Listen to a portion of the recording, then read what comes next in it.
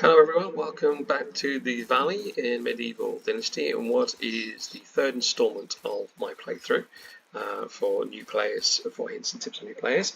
Apologies to begin with that I haven't been on for the last few days, so there's been no new videos released at this time. There would have been a video last night, unfortunately with the footage that I tried to record, it didn't record it all, some of it was missing. For whatever reason there was, I don't know. But anyway, unfortunately we did lose a day's worth of footage as far as the summer is concerned. So what I will do is I'll just briefly go through what I've done in the meantime. As you can see from the field, I have harvested the flax. So we now have, we did have some flax which I then used the barn to thresh out to make flax seed and flax stalks. Flax stalks are what you will then convert into linen for your clothing, which again once you get a sewing hut, we'll look at that in due course. Flax seeds, they give you more than what you need. So for example, this was a 20 tile crop planting, and out of it I got 128 flax, which was then converted into 128 flax seed and 128 flax stalks. If I was to plant 20 again next spring, which I'm probably going to plant a bit more, but then if I was going to plant 20 again next spring, I'd only need 20 seeds. Now, as you can tell from my inventory, I kept a couple bags, I have sold most of them. When you buy a seed, it's cost you about 10 coins, but when you sell them, you get about half that, so you get about 5. So if you can imagine, if I sold about 50 of those, I'd get about 250 coins. So I did kind of do that, and it inflated my pot, which currently stands just under 1300 coin, which is very useful, amongst other things. You will also notice now that I've just show you here, I have planted cabbages. Now cabbages can be planted in spring, which harvest in summer, and also summer, which is harvested in autumn. Now the good thing about cabbages is they provide a food source in addition to the meat that you would get from hunting, and a variation. And eventually, like with anything that you get from whether it's vegetables or meat, you can make into meals when you get your kitchen, which we'll do at a later date again as well, until we get the kitchen itself. Now to add on to that, with regards to cabbages, again, it probably gives you that 20 unit tile will probably give you somewhere in the region of about 100 plus cabbages, which I'm not going to eat in a hurry. And although they will go in the food storage unit, which will keep for a little while, eventually they may have to go to rot, or I might use them as rot early on. Now, the good thing with cabbages and also with carrots is if you put them in the compost bin, say now in spring, summer rather, then in autumn they are ready to already convert into rot, and you get 4 pieces of rot for every 1 cabbage and 3 pieces of rot for every 1 carrot, which gives you quite a bit of increase in what you can use towards fertilizer, but it also does mean that you don't have to harvest so many berries because there's only 1 and 1, or if you chuck old food and there's 1 and 1. So again, that's useful to know on that basis. Now, to harvest flax, I had to get a sickle, and a sickle you can only get from a smithy. And here is said smithy. This was the building I built yesterday. From the smithy, you can do various things. You've got the forge, which enables you to do copper, tin, bronze and iron bars, and that's from the ore you would get from the mines. So for example, copper ore and tin ore will give you those two. You then combine the 2 bars into a bronze bar. So copper and tin makes bronze basically, and iron speaks for itself. The more stronger the metal, the better the tool. So on the anvil, for example, here you can see that you will be able to forge iron tools and weapons, bronze tools and weapons, and copper tools and weapons, which are a lot more stronger than the wooden and stone tools and weapons that we're doing at the moment. This is where we did the sickle, which is here. Now, the only thing to kind of add to this point is that the smithy was my 5th building in our build limit here, okay, which can cause a bit of a problem moving forward because I've got no room to build any more buildings at this moment in time. And the only way you can increase building limit is via the chapter quests, which are in the top right hand corner of your screen, and you can also see them on the journal tab within the menu. So you can see here chapter 3 there. So what it is asking us to do in this is to complete some quests for the neighbours. Now there is one villager which is around the back of the village which we'll go and visit in a moment, and he'll be one of those that we'll need to do for this purpose. Gostovia we can leave for now because that's in a forest far from here, and there's also got wolves around which I'm not prepared with weapons wise to defend myself against at this time. Now, on the subject of buildings, you can see, as we said, there are taxes. Now, for every building you build, it is taxable.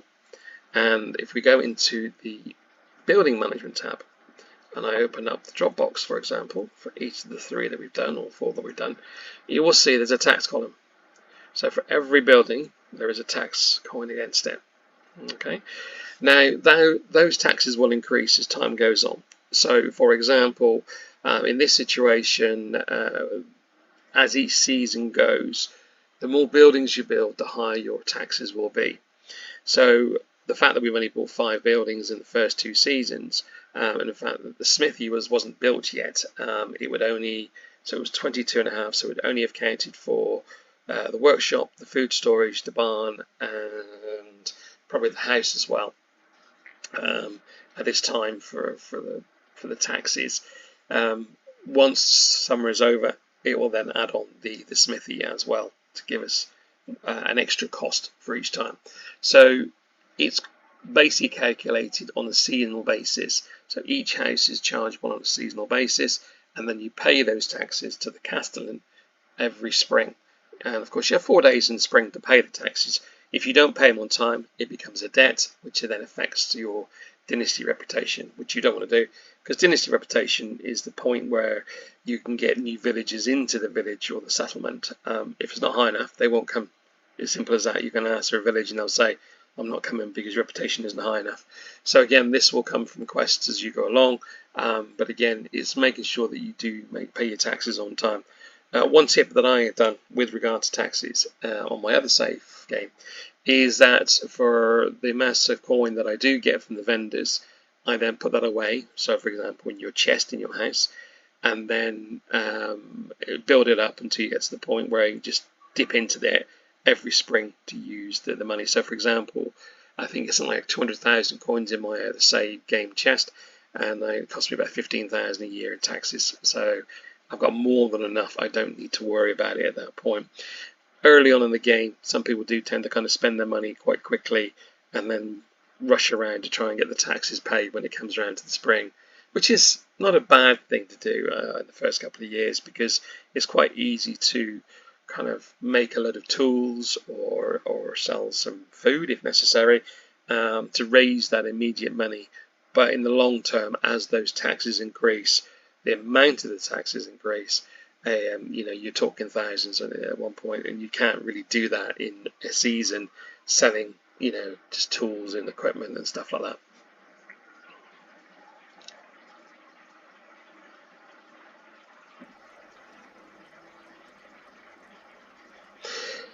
Okay, so basically, what do we do next? So the point now is that we need to somehow to increase our build limit to go for these quests. So we're going to head over and we're going to see the villager in question, who is, I believe, over here.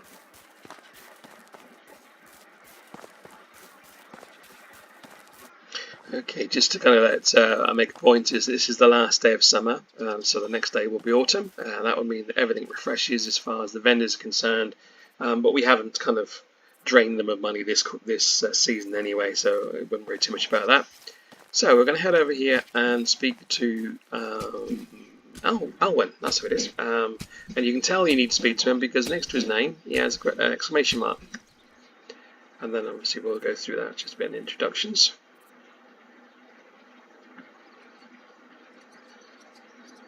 And he tells us that he's a farmer, and he's cultivating fields and all that sort of thing.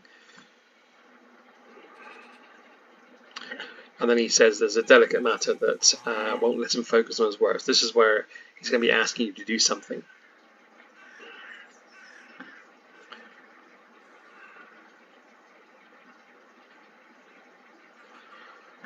Okay, so what do we need to do? So basically the new quest opened up called Alwyn's Story. So let's just go into the journal and we'll click on Alwyn's Story.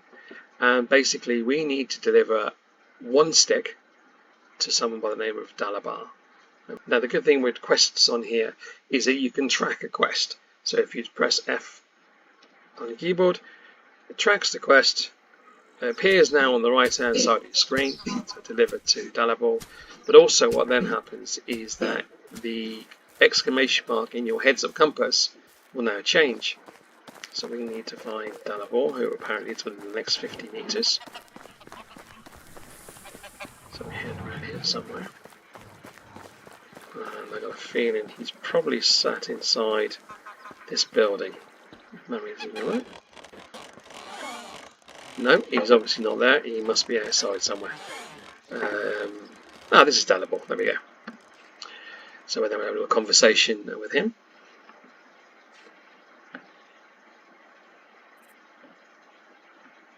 And we give him a stick, which is what the quest tells us we need to do.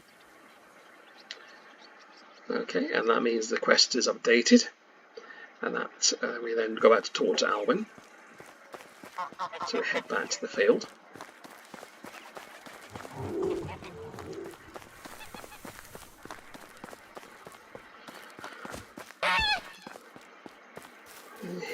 The rooster's shouting. Or was it a goose? Actually, it might be the goose, actually. Okay, you tell him you've solved the problem. And he gives us a flatbread. And now we've got to wait for the next summer, before anything happens on that this particular quest. Now that does mean I was hoping for it to update the quest on the screen here to give us, no, so it's not going to now do anything for us now until next summer. So we now need to go back and talk with Dobrania and see if we can get her quest sort of started.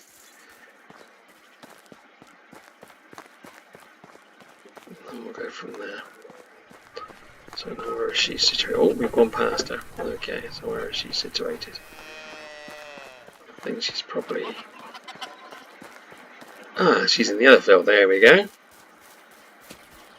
So we're going to talk to... Oh no, it's Jaranigua. Not right. Yeah, so she's supposed to be supplying rye to the tavern, and it's not happening.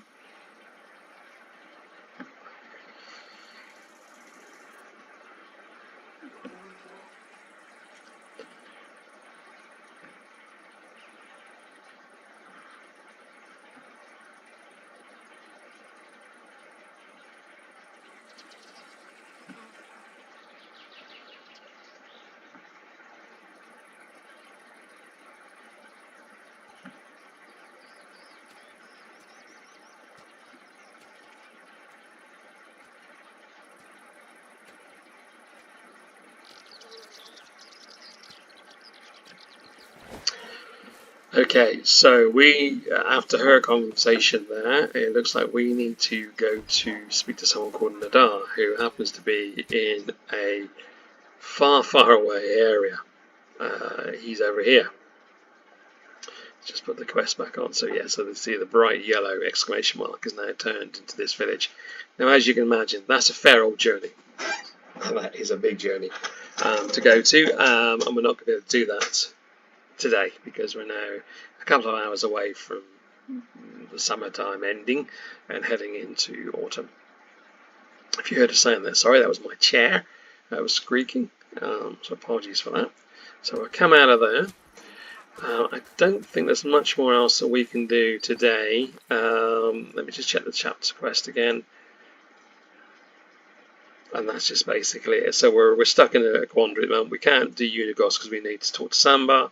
We can't do Dobranigas because we need to talk to Nadar. And we can't continue with Alwyn's until next summer. So we are a bit stuck now with regards to the buildings and the build limit until we visit Nadar, which will be probably the next port of call. So in the meantime, what we're going to do is I'm going to head out over here. And what I'm going to do now is I'm going to make up some tools, etc., to take with us and when we go to our journey. Okay, so what we'll do now is I shall finish the rest of the day out, and I shall see you all in the morning when autumn starts.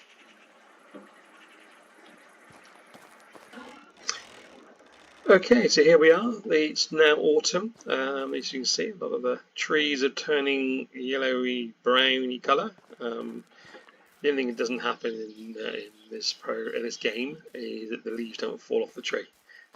So interesting. So anyway, we're going to look to collect our cabbages.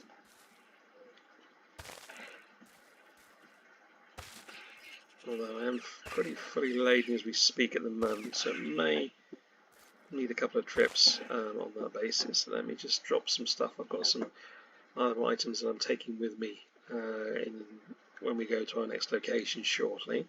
So let's just drop them for now, and also let's drop them for now, so I can then just finish collecting the cabbages.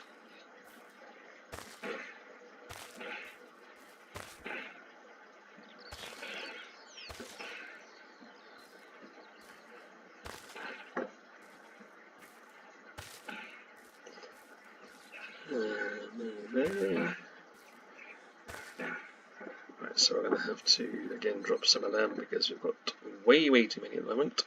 So we just drop half of them.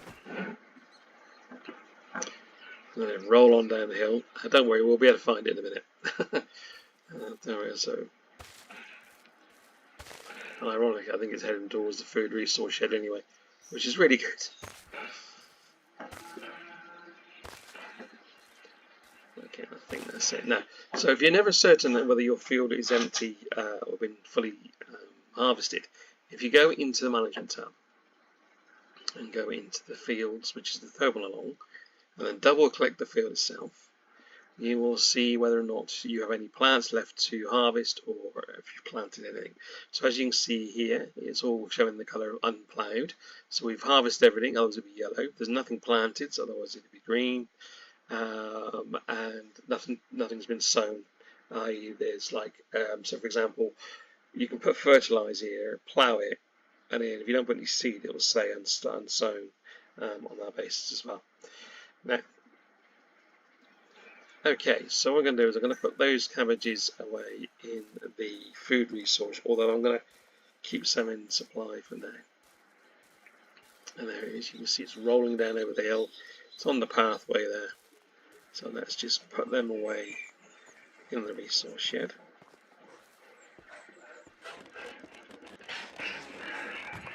There we go.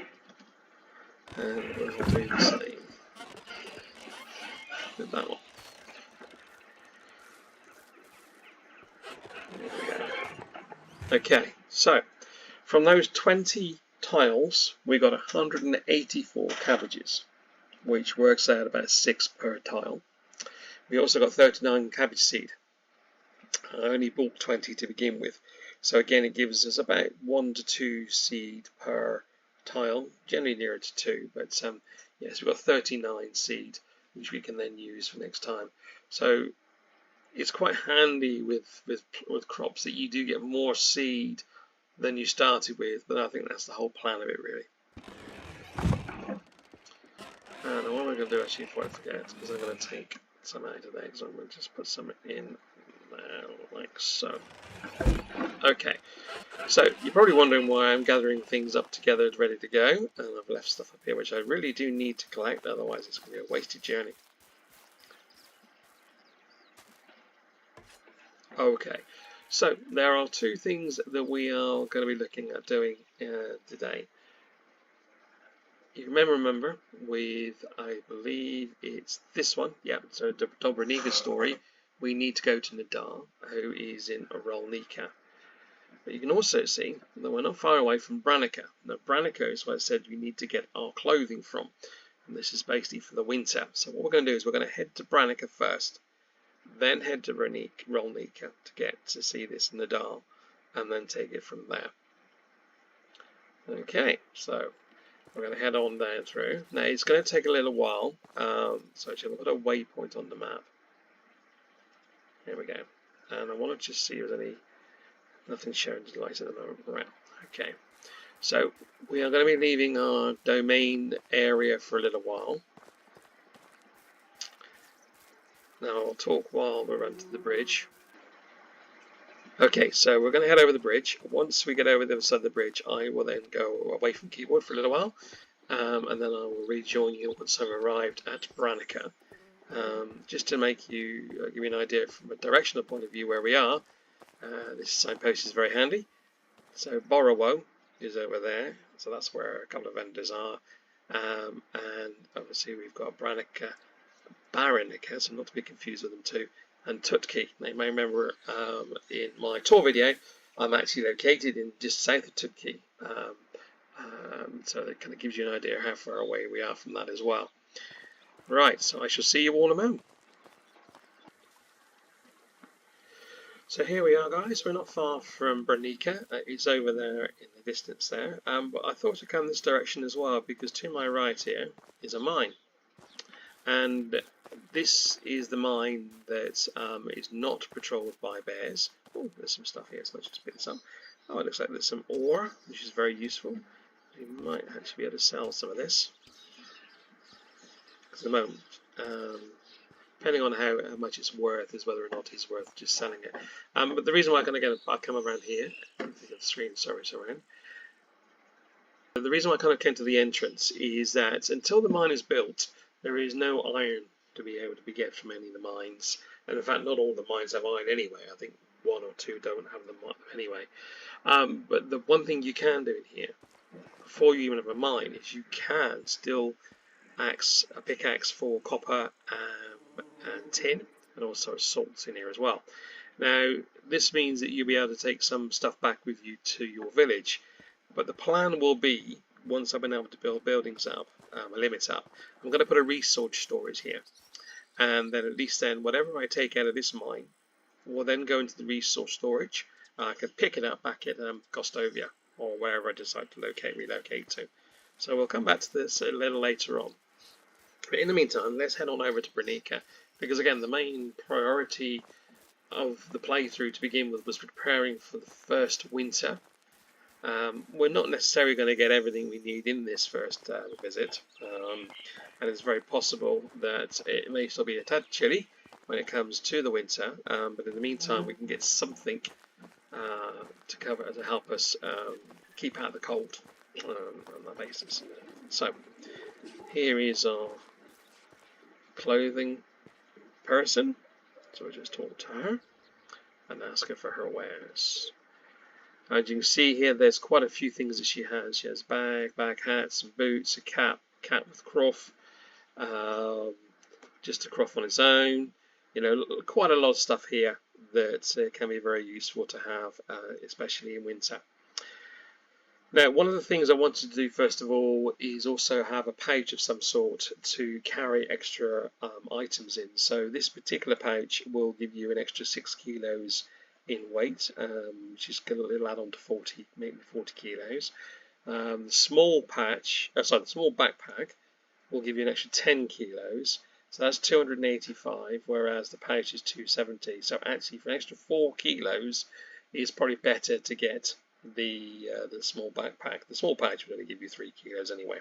Okay, and that means at least then you can carry some extras across from wherever you go. Now, what I'd done before is to try and work out what's cost effective. We've got 1,400 coins, and I've just spent 285 of them on a backpack, so it leaves us about 1,000.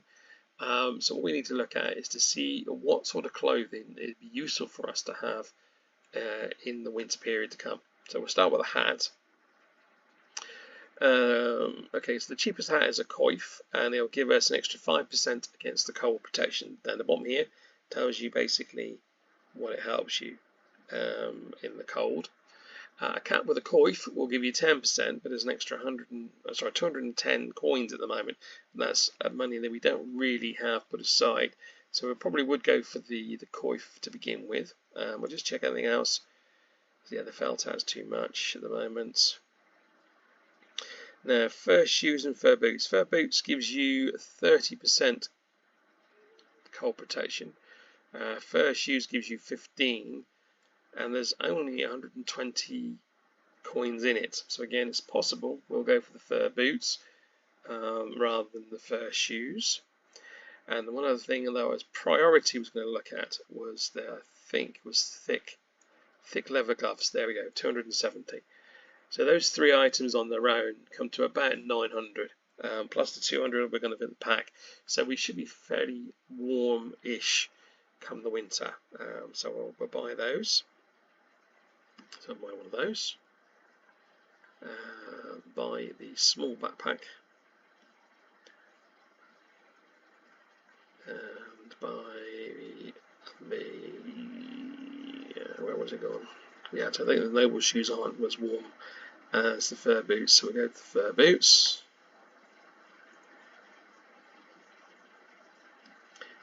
One of those, and the final thing was the cap. And we've got 530 coins left. We don't need to buy anything this time round, and I can always try and sell some more stuff. So actually, it might be worth going for the cap with the coif, which is like the handling extra headgear rather than that. So let's do that, yeah. And there we have it. So we're pretty much got very little coin left in our pocket, but we have now got the clothing for winter, which will help us through. And this is kind of one of the priority areas I was looking at when we started this year, was to get prepared for winter in regards to keeping warm, and we've done that. Okay, thank you very much. Farewell for now. She carries on with her spinning wheel. Right, so what we're going to do now is we're going to head over to Rolnica. It was quite a journey from here, so again what I will do is I will come away from the keyboard for now on the screen, and I will pick you up again in the next few minutes. Okay, so welcome back to everybody. We are now in Rolnica, so let's go and speak to this Nadar to see what is the cause and the problem. So let's head over here. And I've got a feeling Nadar is actually a merchant. Here he is. Okay, so we're going to ask him a few things about rye.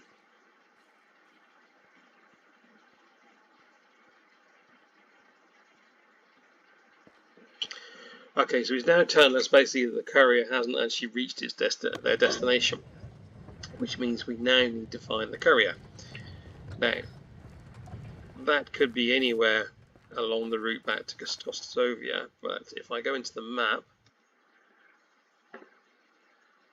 hopefully it will tell us roughly, yes. So if you look on the map here, it tells us roughly whereabouts that person will or will not be on that basis, and then we'll go from there.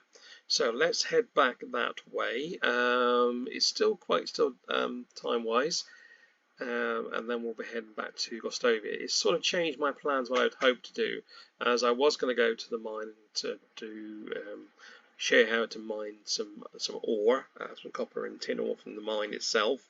However, it is imperative that we try and increase our build limit, so this is something that will now take a priority, and then we will go from there. So let's head on back down this route. So again, I shall see you when I get to the area where I believe that person is. Okay, so we're now supposedly in the area where the courier has disappeared. Now, as you can remember from the map, it is quite a wide circular area, so it could be anywhere in this location.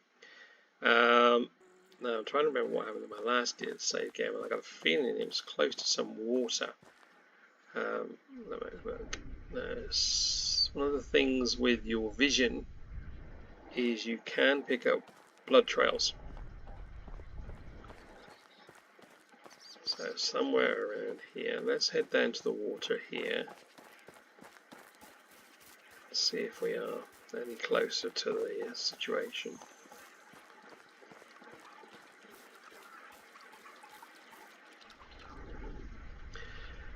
Right, let's just log, so that's no good to me. Now, one thing that will help you, in the top of the screen where you've got your compass, it's saying that we're in the imminent area. If that exclamation mark then suddenly starts increasing to meterage again, then you know you're moving away and it's the wrong area.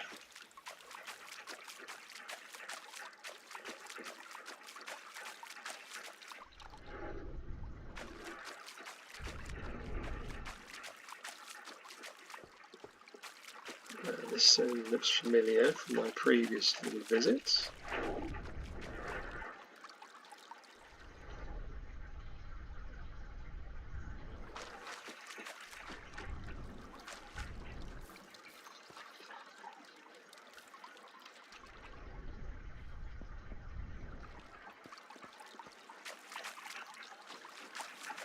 There he is. So let's have a quick chat to him.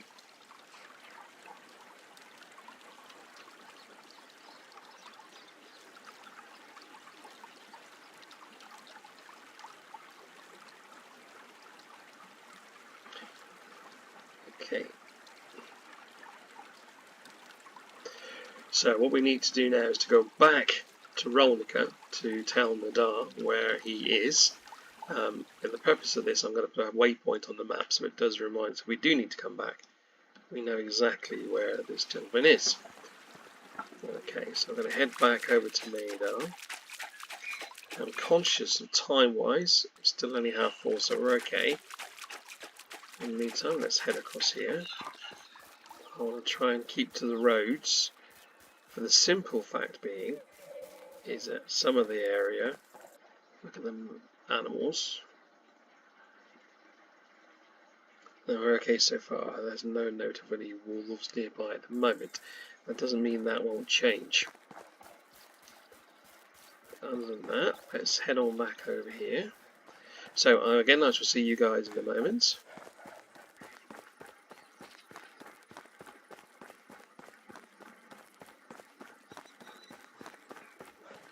Okay, so we're now heading back into Rolnica.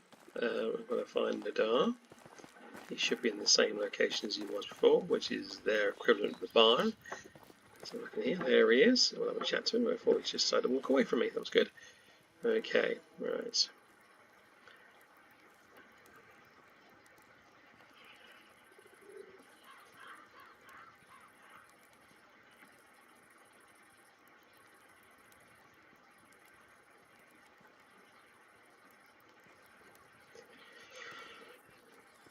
Okay, so that's updated her story. So all we need to do is to head back to Gostovia to give Dobraniga her crate of rye. Now, because of the time of the day, it is going to be too dark for us to get back there in time. And there are wolves over to the right in that forest there, I believe. So what I'm going to do is kip over here for the evening. To do that, we need to build a fire, which is under furniture and decorations. And a simple fire, we need 16 sticks first of all, so we need to get 16 sticks together. So let's just do some gathering of some sticks. And typical when you actually want sticks, they're all around, aren't they?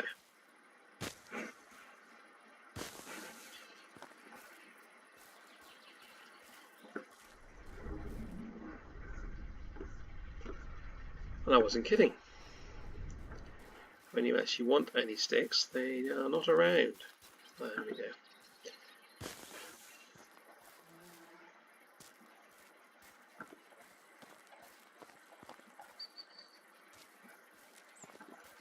Just a few more to get, hopefully.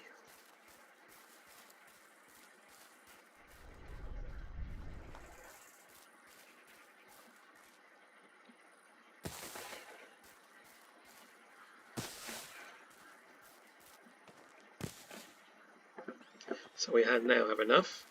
We need to be far enough away from the town to be able to put the fire, which we are.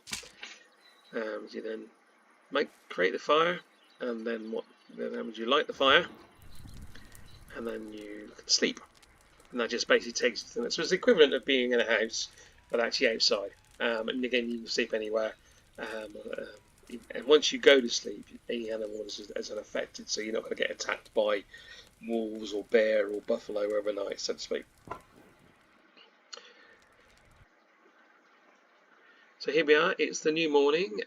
So basically what I'm doing is I'm going to stop the video now, and I'll re-record another one for our next journey back to Gostovia to get this quest completed, and then we can move on from the next stage. So I shall see you all on the next time. Remember, if you do like it, please by all means click the like button, press subscribe, and also, if you so wish, click on the bell to be notified of new material as and when it appears. Okay, thank you very much.